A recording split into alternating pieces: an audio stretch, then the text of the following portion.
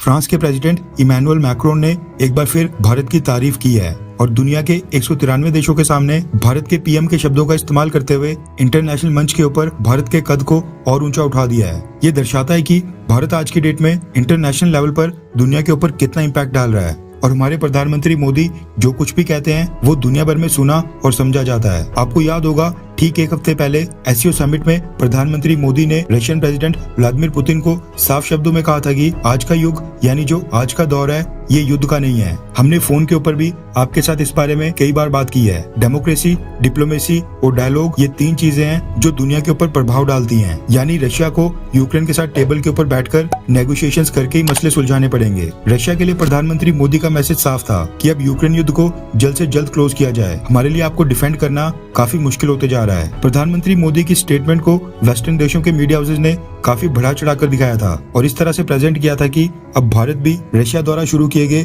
Ukraine युद्ध का समर्थन नहीं कर रहा है और रशिया आइसोलेट यानी अलग थलग हो गया है। फ्रेंच प्रेसिडेंट इमैनुअल मैक्रोन ने भी प्रधानमंत्री मोदी की इसी स्टेटमेंट का जिक्र करते हुए रशिया को नसीहत दे डाली है। जैसा कि मैंने आपको बताया था कि इस समय अमेरिका के न्यूयॉर्क में यूनाइटेड नेशन जनरल असेंबली के 77th एडिशन की शुरुआत हो चुकी है। यहाँ पर दुनिया के कई सारे देशों के प्रेसिडेंट और प्राइम मिनिस्टर्स अगले कुछ दिनों तक स्पीच देने वाले हैं। अभी कुछ ही घंटों पहले फ्रांस के प्रेसिडेंट इमैनुअल मैक्रोन ने भी यूएन जनरल असेंबली में अपना संबोधन पूरा किया है। ये पहले से एंटिसिपेट किया जा रहा था कि इमैनुअल मैक्रोन रशिया यूक्रेन युद्ध का मुद्दा अपनी स्पीच में उठाएंगे, लेकिन किसी को भी ये नहीं पता था कि इमैनुअल मैक्रोन अपनी स्पीच में प्रधानमंत्री मोदी को कोट करेंगे। बिल्कुल ठीक सुना आपने। 193 देशों के सामने स्पीच देते हुए इमैनुअल मैक्रोन ने प्रधानमंत्री मोदी के शब्दों को समर्थन देने और एंडोर्स करने का काम किया है। रेफरेंस के लिए आपकी स्क्रीन के ऊपर न्यूज 18 के आर्टिकल का स्क्रीनशॉट है, जिसके मुताबिक फ्रांस के प्रेसिडेंट इमैनुअल मैक्रोन ने भारत के प्रधानमंत्री मोदी की बातों को सही ठहराया है। रिपोर्ट के मुताबिक फ्रेंच प्रेसिडेंट ने यूएन जनरल असेंबली को अपने संबोधन के दौरान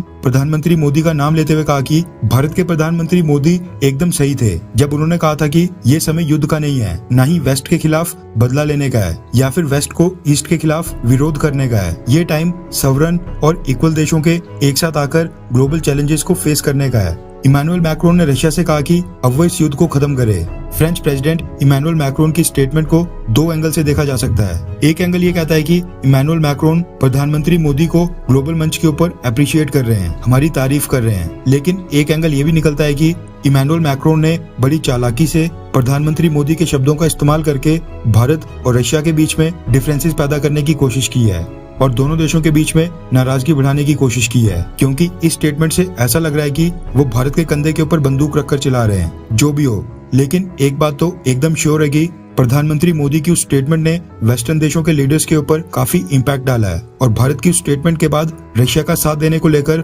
भारत के खिलाफ जो वेस्टर्न देशों में आक्रोश था, हमारे खिलाफ सेंटिमेंट्स थे, वो काफी हद तक कंट्रोल होंगे। खैर, आपको क्या लगता है कि फॉरेन पॉलिसी के लिए प्रधानमंत्री मोदी को 10 में से आप कितने नंबर देंगे? नीचे कमेंट करके अपनी राय जरूर बताएं।